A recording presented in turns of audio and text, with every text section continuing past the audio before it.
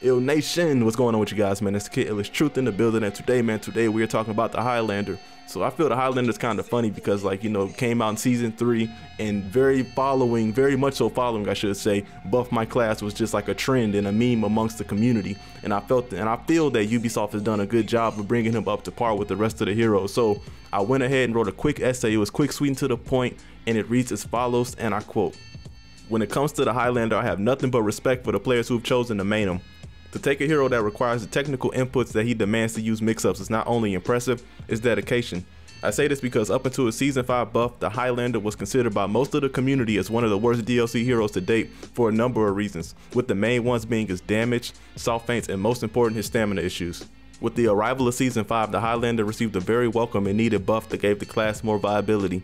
With the Highlander having the lowest dual win rate at 39% among the best players throughout season 4, one can't argue the fact that a buff wasn't needed on the hero.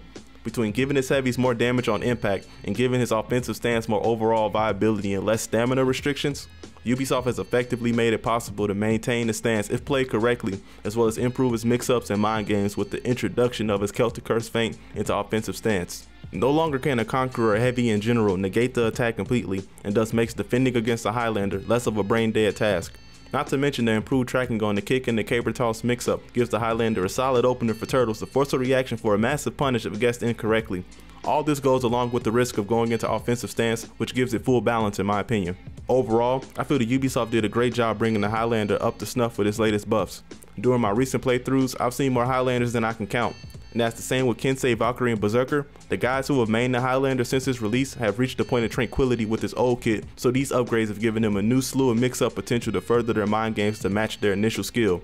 It's scary watching guys like Highlander and Kenzo duel with the Highlander. So with all that being said, I'll say this last piece. The Highlander is a prime example of Ubisoft admitting that they didn't quite hit the mark with the hero and working to correct the issues with him or her without completely changing their kit or moveset.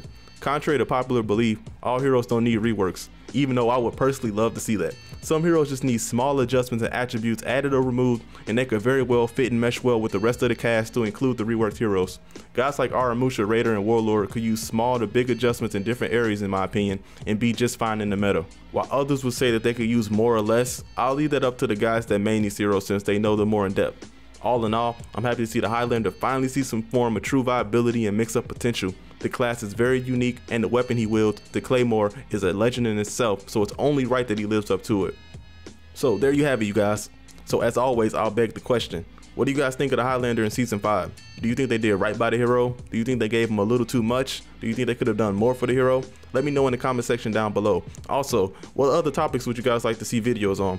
I really like the challenge of making these videos, and I feel that you guys like the discussion aspect, so it's a win-win in my eyes. So if you have any ideas on future videos, let me know in the comment section as well. As always, I'll be reading and replying to comments, so if nothing else, just say what's up to me. Be sure to drop a like and subscribe if you're new. Also tap the bell if you're new. Once again, my name is Illish Truth, and I'll catch you guys in the next video. Peace to the world, peace to the earth. We out, man. That's a wrap. Peace, y'all.